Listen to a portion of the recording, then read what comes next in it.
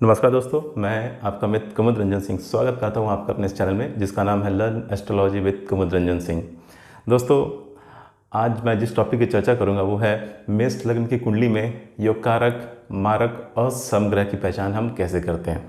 इससे पहले कि दोस्तों मैं अपना ये लेक्चर, अपना ये एपिसोड स्टार्ट करूं, मेरा आप लोगों से निवेदन है कि अगर आप मेरे चैनल से नए जुड़े हैं तो कृपया मेरे सभी एपिसोड्स को देखते हुए ही इस एपिसोड पे आएँ ताकि आपको समझने में कोई परेशानी ना हो। तो चलिए दोस्तों, विदाउट वेस्टिंग एनी टाइम आज के अपने इस टॉपिक की शुरुआत करते हैं। तो देखिए दोस्तों, सबसे पहले तो हमें ये टर्म समझना होगा कि योग कारक, मारक और सम होता क्या है। तो देखिए, योग कारक का मतलब होता है वैसे ग्रह जो आपकी कुंडली में फेवरेबल है, यानी वो आपको पॉजिटिव रिजल्ट देने वाले हैं। ठीक है, वैसे ग्रह जो आपकी कुंडली में फेवरेबल हैं, आपको पॉजिटिव रिजल्ट देने वाले हैं, वो कहलाते हैं योग कारक। ठीक है, योग कारक ग्रह जहाँ भी जिस भी हाउस में बैठेंगे क्या करेंगे, उस हाउस से रिलेटेड जो भी मैटर है, वो हाउस जिन जिन भावों को, जिन जिन चीज़ों को रिप्रेजेंट करता है उसमें क्या करेंगे, वृद्धि करेंगे। दूसरा होता है दोस्तों मारक ग्रह। मारक ग्रह नाम से ही क्लियर है दोस्तों, ऐसे ग्रह जो आपकी कुंडली में फेवरेबल नहीं है, आपके इनिमी है, यानी आपके जीवन को अस्त व्यस्त करने के लिए वो आपकी कुंडली में बैठे हैं, बस इतना ही समझना है। और वो जिन हाउस में भी जाएंगे, जिस हाउस में भी वो बैठेंगे, वो हाउस जिन जिन चीज़ों को रिप्रेजेंट करेगा उन चीज़ों को क्या करेंगे, वो ख़त्म करेंगे, बर्बाद करेंगे, समझ लीजिए एक तरीके से। और तीसरा होता है दोस्तों सम। सम का मतलब जैसे समझ लीजिए आप एवरेज, यानी वो ना तो बहुत ही ज़्यादा पॉजिटिव है आपकी कुंडली में, ना ही बहुत ही ज़्यादा निगेटिव है, यानी बीच के एवरेज रिजल्ट देने वाले हैं होते हैं। ठीक है, तो ये तीनों टर्म आपको क्लियर हो गया होगा दोस्तों, योग कारक, मारक और सम। योग कारक मीन्स फेवरेबल पॉजिटिव रिजल्ट देंगे, मारक मीन्स इनिमी अनफेवरेबल रिजल्ट देंगे, यानी खराब करेंगे कुंडली को, और सम यानी कि एवरेज रिजल्ट देंगे। ठीक है, तो चलिए अपने टॉपिक की शुरुआत करते हैं कि मेष लग्न की कुंडली में हम कैसे योग कारक, मारक और सम ग्रह की पहचान करेंगे। तो देखिए दोस्तों, ये मेष लग्न की कुंडली है, लग्न भाव यानी कि फर्स्ट हाउस में 1 नंबर लिखा है, उसका मतलब हुआ कि ये मेष लग्न की कुंडली है। अब हम इसमें कैसे योग कारक, मारक और सम ग्रह की पहचान करेंगे, उसके लिए सबसे पहले हम क्या करते हैं,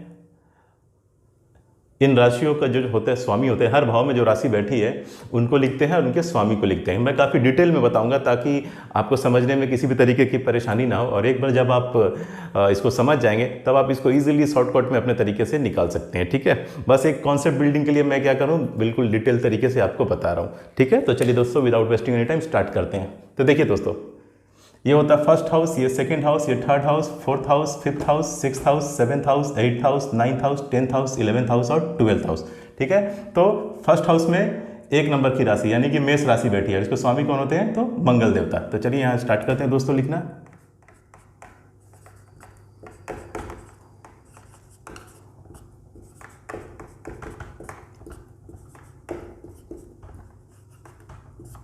ठीक है दोस्तों, फर्स्ट हाउस में मेष राशि बैठी है, इसके स्वामी होते हैं मंगल देवता। सेकंड हाउस में 2 नंबर की राशि बैठी है यानी कि वृषभ राशि, और इसके स्वामी होते हैं शुक्र देवता।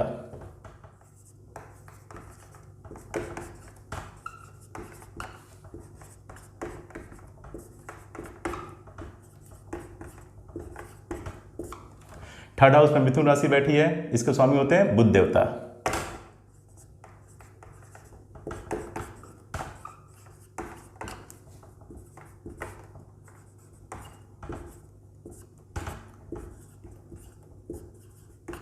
फोर्थ हाउस में कर्क राशि बैठी है, इसके स्वामी होते हैं चंद्रमा।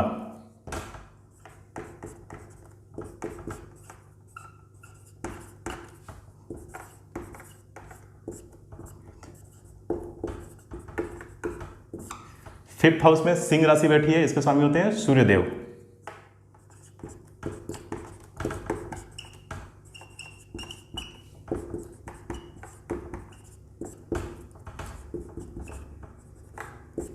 सिक्स्थ हाउस में कन्या राशि बैठी है, इसके स्वामी होते हैं बुध देवता।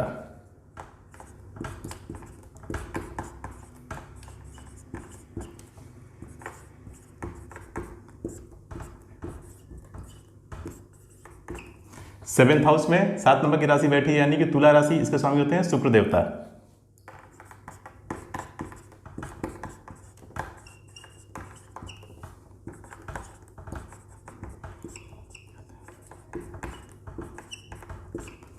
एट्थ हाउस में वृश्चिक राशि बैठी है, इसके स्वामी होते हैं मंगल देवता।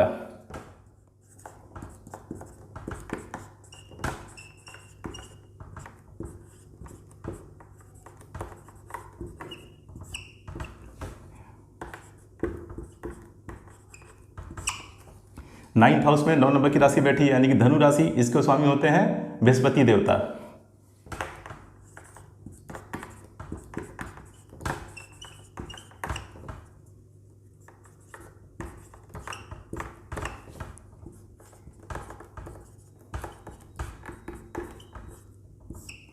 टेंथ हाउस में मकर राशि बैठी है, इसके स्वामी होते हैं शनि देवता।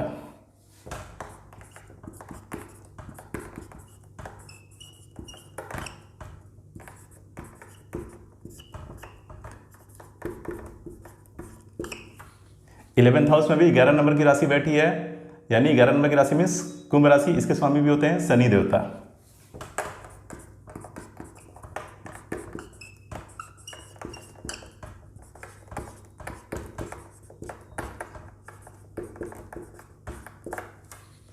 बारह नंबर की राशि बैठी है, यानी 12th हाउस में 12 नंबर की राशि बैठी है। 12 नंबर की राशि मीन्स मीन राशि, इसके स्वामी भी होते हैं बृहस्पति देवता।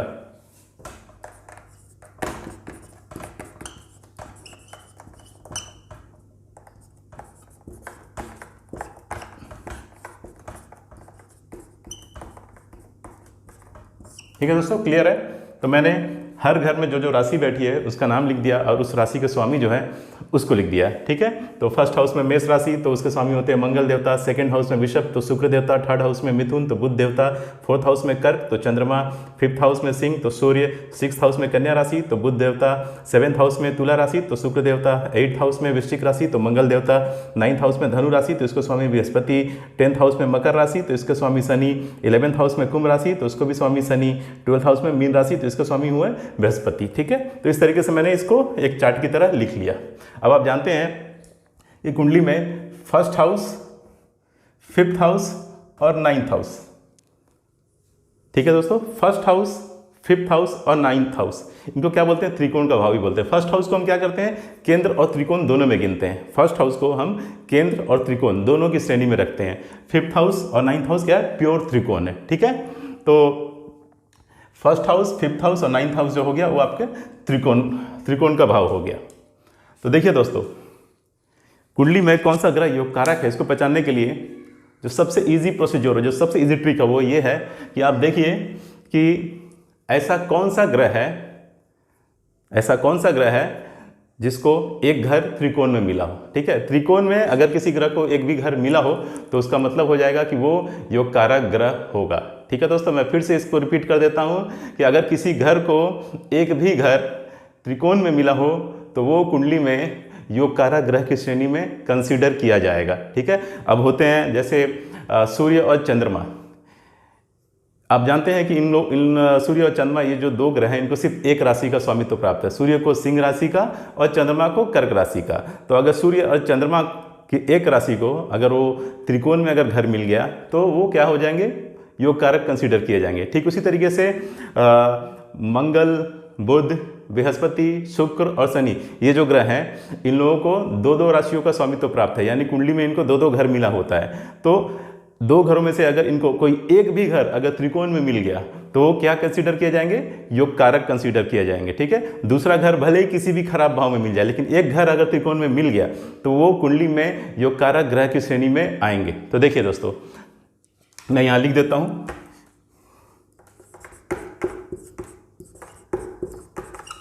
योग कारक, मारक एंड सम। ठीक है दोस्तों, सिलसिलेवार तरीके से मैं लिखता जाऊंगा कौन सा योग कारक ग्रह है, कौन सा मारक है और कौन सा सम ग्रह है। ठीक है, तो देखिए फर्स्ट हाउस, फिफ्थ हाउस और 9th हाउस, अगर आप इसको ऐसे देखिए, ऐसे डॉटेड लाइन से आप मिलाइए,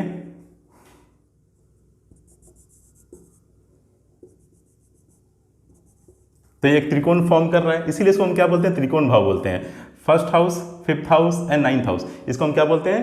त्रिकोण के भाव बोलते हैं। फर्स्ट हाउस को केंद्र और त्रिकोण दोनों की श्रेणी में रखा जाता है। देखिए एक ट्रायंगल टाइप का बन गया ना, इसलिए इसको हम क्या बोल रहे हैं? त्रिकोण का भाव बोलते हैं। तो अब देखिए फर्स्ट हाउस में एक नंबर की राशि बैठी है, यानी कि मेष राशि। फर्स्ट हाउस में एक नंबर की राशि बैठी है मेष राशि, इसके स्वामी हुए मंगल देवता। क्लियर है दोस्तों? तो ये जो फर्स्ट हाउस है इसके स्वामी हुए मंगल देवता। ये एक त्रिकोण का घर भी कंसीडर किया जाता है एक नंबर को, तो उसका मतलब क्या हो गया कि मंगल देवता मेष लग्न की कुंडली में योग कारक ग्रह की श्रेणी में कंसीडर किए जाएंगे। ठीक है, भले ही उनको दूसरा घर जो है 8th हाउस मिला यानी कि त्रिक भाव मिला है, लेकिन फिर भी चूंकि एक घर त्रिकोण में मिला है इसलिए मंगल देवता को योग कारक ग्रह की श्रेणी में कंसीडर किया जाएगा। तो आप यहाँ लिख दीजिए मंगल, कुंडली में जो पहले योग कारक ग्रह हो गए वो क्या हो गए, मंगल। अब देखिए दूसरा जो त्रिकोण का घर है वो है 5th हाउस। ठीक है, 5th हाउस में 5 नंबर की राशि बैठी है। 5 नंबर की राशि मीन सिंह राशि, इसके स्वामी होते हैं सूर्य देवता। तो सूर्य देवता को भी त्रिकोण का एक घर मिला है, तो उसका मतलब क्या हो गया कि सूर्य देवता भी मेष लग्न की कुंडली में योग कारक ग्रह की श्रेणी में कंसीडर किए जाएंगे। तो दूसरा ग्रह जो मेष लग्न की कुंडली में योग कारक बना वो है सूर्य देवता। अब तीसरा जो त्रिकोण का घर है दोस्तों वो है 9th हाउस, जहां पे 9 नंबर की राशि बैठी है। 9 नंबर की राशि मीन्स धनु राशि, इसके स्वामी होते हैं बृहस्पति देवता।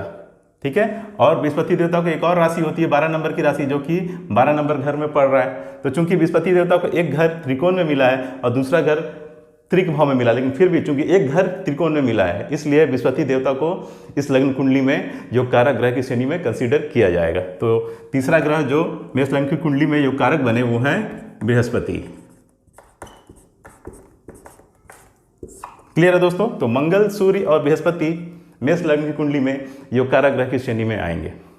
अब हम देखते हैं दोस्तों मारक ग्रह, मारक ग्रह को कैसे पहचानें। तो देखिए ऐसा ग्रह जिसको एक घर त्रिक भाव में मिला हो, ठीक है दोस्तों, ऐसा ग्रह जिसको एक घर त्रिक भाव में मिला हो और त्रिकोण में कोई भी घर नहीं मिला हो।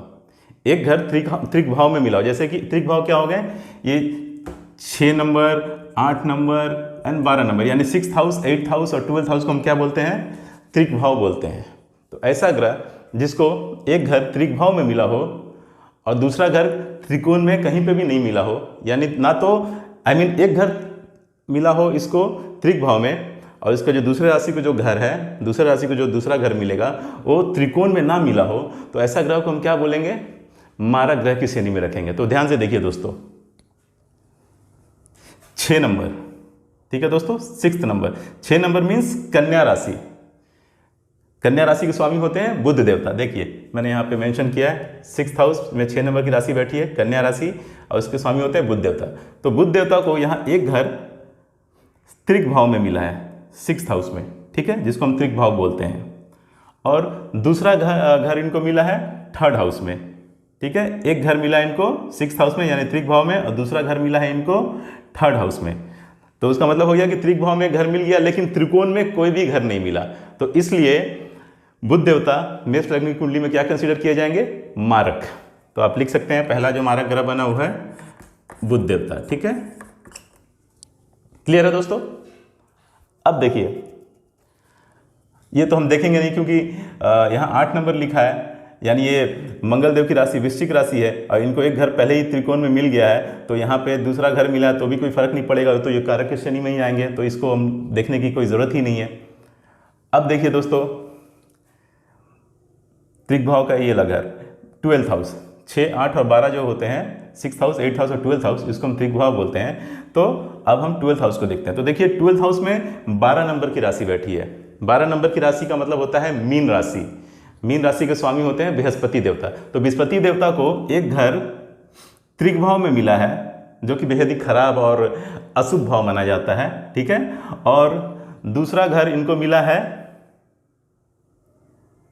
त्रिकोण में 9th हाउस में। तो एक घर त्रिकोण में मिल गया, दूसरा घर इनको मिला है त्रिक भाव में, तो भी क्या कंसीडर किए जाएंगे, ये योग कारक कंसीडर किए जाएंगे। क्यों? क्योंकि एक घर तो इनको त्रिकोण का मिल गया, तो इसलिए बृहस्पति देवता भी इस लगन कुंडली में योग कारक हुए, उनको मारक ग्रह की श्रेणी में हम नहीं रखेंगे। क्लियर है दोस्तों?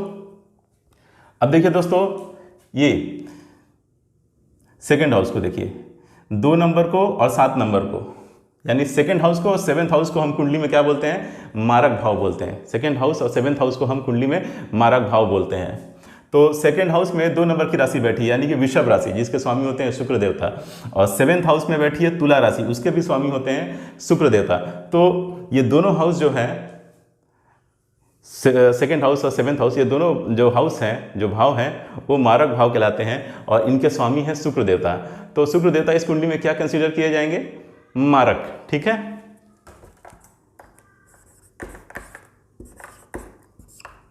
देख लीजिए दोस्तों, तो मारक ग्रह की श्रेणी में आ गए बुध देवता और शुक्र देवता। क्लियर है दोस्तों। अब हम दोस्तों आते हैं सम ग्रहों की श्रेणी में।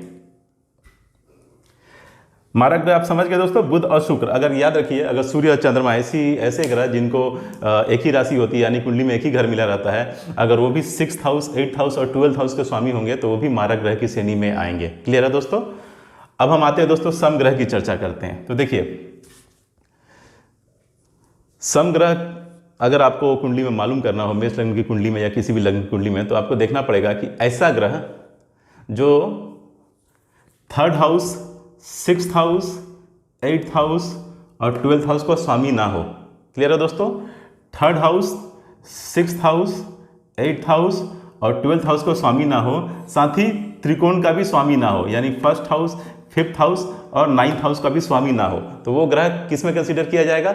सम ग्रह की श्रेणी में आएगा। तो देखिए यहाँ पे शनिदेव को 2 घर मिला है, एक 10th हाउस और एक 11th हाउस।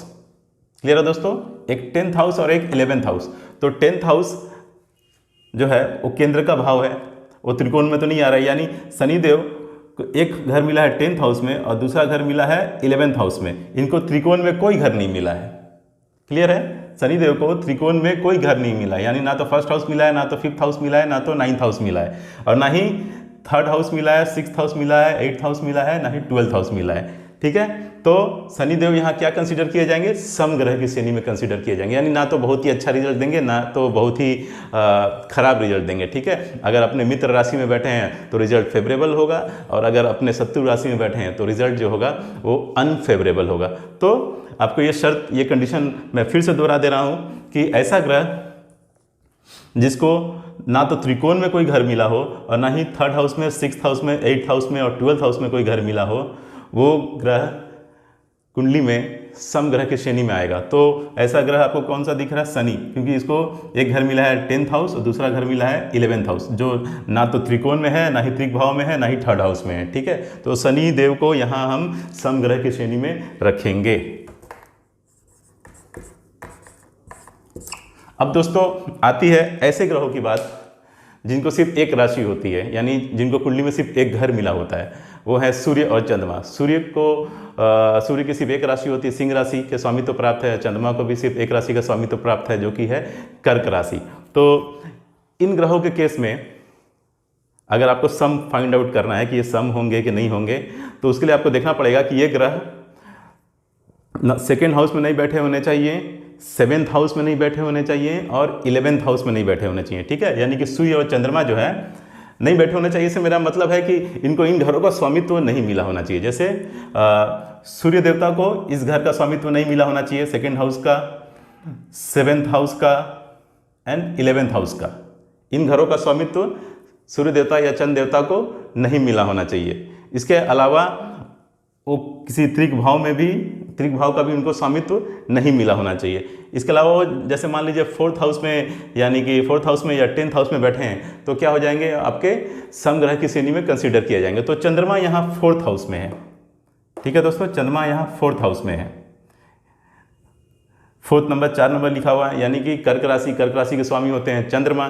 तो ना तो 2nd हाउस में, ना तो चंद्रमा को 2nd हाउस का स्वामित्व प्राप्त हुआ, ना तो 7th हाउस का, ना तो 11th हाउस का, इनको मिला है 4th हाउस। तो चंद्रमा यहाँ सम ग्रह की श्रेणी में आएंगे। ठीक है। चंद्रमा अगर 4th हाउस में या 10th हाउस में किसी का भी अगर इनको स्वामित्व प्राप्त होगा तो चंद्रमा सम ग्रह की श्रेणी में आएंगे।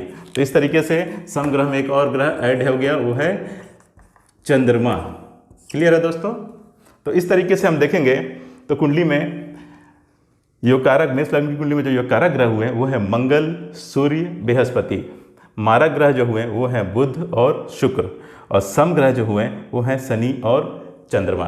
राहु और केतु की बात करना दोस्तों यहाँ व्यर्थ है, क्योंकि राहु और केतु को किसी भी राशि का स्वामित्व प्राप्त नहीं होता। वो किसी भी राशि के स्वामी नहीं होते। उनको कुंडली में इंडिविजुअल किसी घर का स्वामित्व प्राप्त नहीं होता, और वो कुंडली में योग कारक होंगे या मारक होंगे, इसका निर्धारण वो किस भाव में बैठे हैं और उस भाव का स्वामी कहाँ बैठा है उसके बेस पर होता है, जिसको हम डिस्पोजिटर थ्योरी भी बोलते हैं। तो जब ग्रहों की प्लेसमेंट मैं बताऊंगा तब उसकी चर्चा करूंगा। फिलहाल इसकी चर्चा करना अभी राहु और केतु की चर्चा करना यहाँ पे व्यर्थ होगा। तो मैं दोस्तों एक बार फिर से आपको रिपीट कर दे रहा हूँ, क्योंकि देखिए ये क्या है, ये आपकी एस्ट्रोलॉजी की जान है। अगर आप इसको समझ गए तो आप बड़े ही आसानी से कुंडली को रीड कर सकते हैं, उसकी एनालिसिस कर सकते हैं। तो याद रखिए दोस्तों, योग कारक, मारक और सम ग्रह की पहचान कैसे करते हैं, मैं इसको एक बार फिर से रिपीट कर दे रहा हूँ। योग कारक ग्रह, अगर कुंडली में ऐसा ग्रह जो त्रिकोण का स्वामी हो, यानी ऐसा ग्रह जिसको त्रिकोण में एक भी घर मिला होगा, वो क्या होगा, आपका योग कारक ग्रह की श्रेणी में आएगा। ऐसा ग्रह जिसको त्रिकोण में यानी फर्स्ट हाउस, फिफ्थ हाउस और नाइन्थ हाउस, इनमें से किसी भी घर का स्वामी अगर कोई ग्रह हुआ तो वो कुंडली में योग कारक ग्रह की श्रेणी में आएगा। क्लियर है दोस्तों। मारक ग्रह, अगर कुंडली में ऐसा ग्रह जिसको जो 6th हाउस, 8th हाउस या 12th हाउस यानी त्रिक भाव में से किसी भी भाव का स्वामी हो, ठीक है दोस्तों, कुंडली में ऐसा ग्रह जो 6th हाउस, 8th हाउस और 12th हाउस, इन तीनों हाउसों में से किसी भी एक हाउस का स्वामी हो और उसको त्रिकोण में कोई भी घर ना मिला हो, यानी कि फर्स्ट हाउस, 5th हाउस और 9th हाउस का स्वामी ना हो, तो वैसा ग्रह कुंडली में मारक ग्रह की श्रेणी में आएगा। तीसरा है दोस्तों सम। तो सम ग्रह की पहचान कैसे करेंगे दोस्तों? तो सम ग्रह की पहचान का बहुत ही इजी टेक्निक है दोस्तों। सम ग्रह की पहचान के लिए आपको देखना पड़ेगा कि कुंडली में वैसा ग्रह जिसको ना तो कोई त्रिकोण में जगह मिला हो, ना ही त्रिक भाव में जगह मिला हो। क्लियर है दोस्तों। सम ग्रह की पहचान कैसे करेंगे? ना तो उसको त्रिकोण के घर में कोई जगह मिला हो, ना तो वो त्रिकोणेश हो, यानी ना तो त्रिकोण के किसी भाव के स्वामी हो, ना ही त्रिक भाव के किसी भाव के स्वामी हो। ठीक है, उसके बेस पे आप क्या करेंगे? सम ग्रह की पहचान करेंगे। तो मैं उम्मीद करता हूं दोस्तों कि ये टॉपिक आपको इजीली समझ में आया होगा, और अगर इसके बाद भी आपको कोई कंफ्यूजन है तो आप कमेंट सेक्शन में आके कमेंट कर सकते हैं। मैं कोशिश करूंगा कि इसका जल्द से जल्द रिप्लाई करूं। आज के लिए दोस्तों इतना ही, मिलते हैं अगले एपिसोड में। तब तक के लिए नमस्कार, जय श्री कृष्णा, जय हिंद।